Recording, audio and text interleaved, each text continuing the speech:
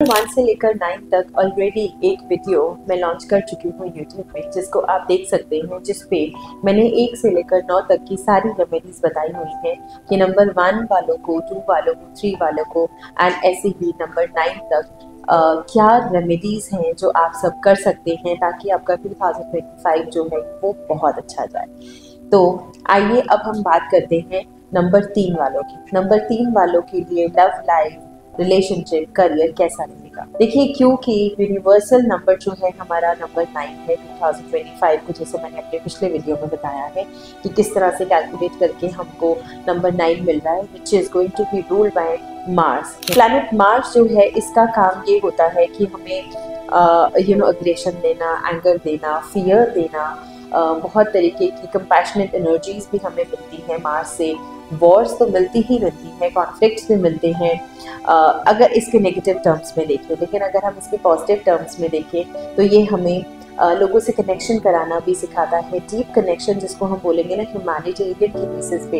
ये सब नंबर 9 से ही आता है। किसी को चैरिटी कराना, या फिर चैरिटी में किस तरह की चीज़ें हम दे सकते हैं, या चैरिटी शब्द का मतलब क्या होता है, ह्यूमैनिटेरियन क्या होता है, उस ग्राउंड पे हम कितनी चीज़ें कर सकते हैं। तो ये सारी चीज़ें भी हमें मार्स से सीखने को मिलती हैं। तो ये सारी चीज़ें इस साल हमें देखने को मिलती हैं।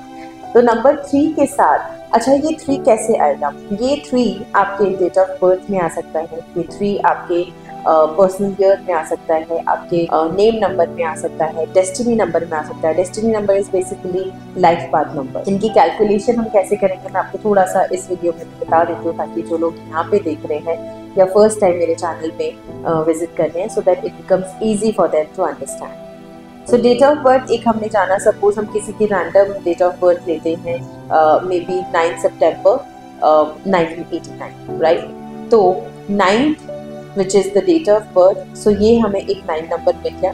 this becomes your मूलांक, है ना। तो ये हमारा मूलांक या साइकिक नंबर हो जाता है। डेस्टिनी नंबर अगर हमें अपने डेट ऑफ बर्थ से निकालना है, तो जैसे मैंने एक एग्जांपल लिया, 9 सितंबर अगर किसी का डेट ऑफ बर्थ है 9 सितंबर 1989, तो ये सारे नंबर्स को हमने ऐड करना है। सो 9 which is the date, September which is the month, and then 1989 which is the year। तो इन सबको हमने टोटल करके सिंगल डिजिट नंबर पे हमने कन्वर्ट कर लिया, because will be keep on adding till we get the single digit number, right.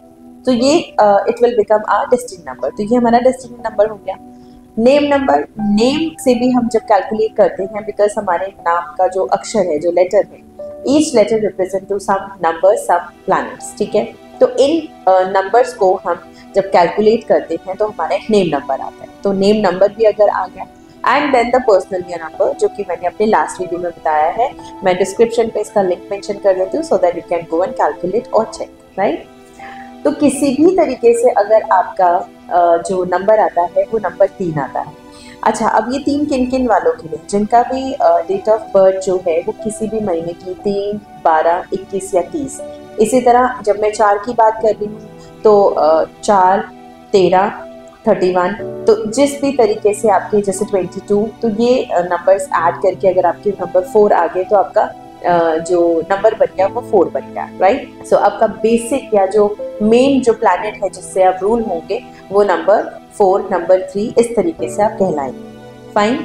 So now I am gonna start for number 3। So number 3 की जब हम बात करें, नंबर 3 वालों के लिए 2025 जो है वो कहीं ना कहीं अच्छा ही रहने वाला है, क्योंकि नंबर 3 जुपिटर का नंबर है, और जो ये ईयर है वो 2025 वो प्लैनेट मार्स का नंबर आने वाला है, जो कि नंबर 9 आ रहा है, right. So Jupiter talks about Fortune, Jupiter talks about giving. ये आपकी हर चीज को बढ़ाता है। एक्सपेंशन में जब हम करियर में बात करते हैं, लव लाइफ में बात करते हैं, रिलेशनशिप में बात करते हैं, फैमिली लाइफ में बात करते हैं, हर जगह की ये एक्सपेंशन अगर हमें ये दे रहा है तो ये हमारे लिए अच्छी बात है।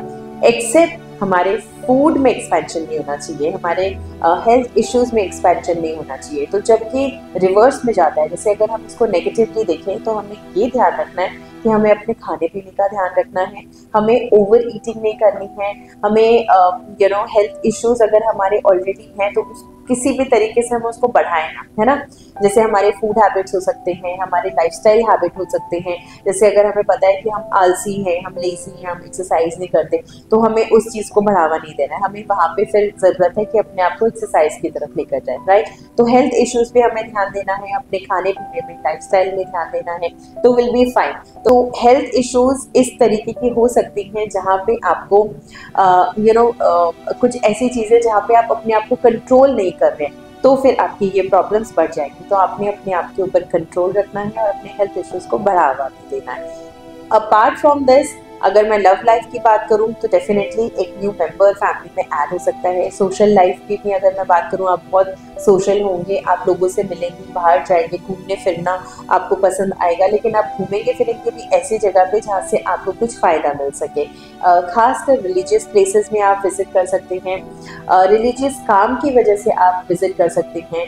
स्पेशली वो लोग जो ऑलरेडी किसी टाइप की मतलब ट्रेनिंग बिजनेस में है, किसी को कोई कोचिंग बिजनेस में है, या जैसे आप प्रीचर हैं या कोई चीज़ सिखाते हैं, है ना। तो आपके लिए जो ट्रैवल रहेगा वो इस बेसिस पे रहेगा कि आप अपने काम को बढ़ा पाए, और जितना आप लोगों से कम्युनिकेट करेंगे, जितना आप लोगों को अपनी टीचिंग देंगे, उतना आपके लिए भी फ़ायदा होगा। तो आप इस तरीके से भी आप एक्सपेंशन को देख सकते हैं। अगर मैं बिज़नेस की बात करूँ, डेफिनेटली आप बहुत सारे बिजनेसेस या बिज़नेस में बहुत सारे प्रोडक्ट्स आप लॉन्च करना चाहेंगे इस टाइम पे, या फिर आप ऑलरेडी लॉन्च करने के वर्ष में होंगे।